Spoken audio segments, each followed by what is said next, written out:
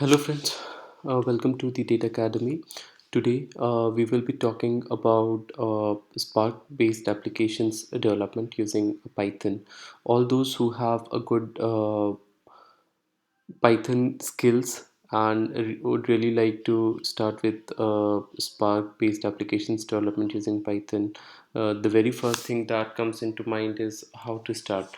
So once we have configured and set up our local environment, local development environment, it is very easy for us to explore different APIs and libraries in Spark and Python for doing application development. So this tutorial is basically for beginners who really would like to set up who are comfortable with Eclipse, Python, and would like to explore Spark and configure the application development environment on the local system. So without wasting much of the time, I'd like to simply go through these steps that is basically required for such application developments. So the first thing that is required is obviously Eclipse ID. So you can go through the Eclipse website and download any latest version of Eclipse. Once you have downloaded Eclipse, you have to simply go to Eclipse Marketplace and search for PyDev package. So once you have searched for the PyDev, it will ask you for option. It will ask you to install it. So this is basically the Python ID for Eclipse. And since I've already installed it, the status shows as installed. You can install it if it is not installed for you. So once you have installed PyDev, the third step is to go to Eclipse preferences and search for PyDev if it was installed correctly or not. So okay, if you find this, it means your PyDev module is already installed in the Eclipse. Next step is to search for Python and configure Python interpreters. So here you can either download Python locally and use it as an interpreter, or you can download any package that includes Python. For example, Anaconda. It includes Python libraries as well as some other data analytics libraries, which you may need when you are doing some analytics based application development. So once you have just click on Python interpreter, and if you have downloaded Python, you can simply click on new and specify the path where you have downloaded the Python library. If you have downloaded Anaconda, you can simply click on interpreter in the new interpreter and select your interpreter executable where and specify the path where you have downloaded Anaconda library.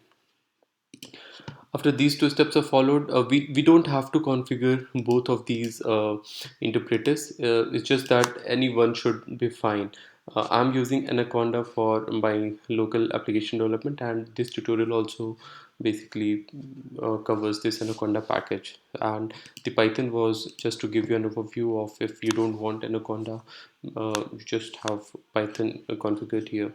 So once your interpreter is configured, if you click on the libraries, here you should be able to see all the system libraries that has been configured in your Python path.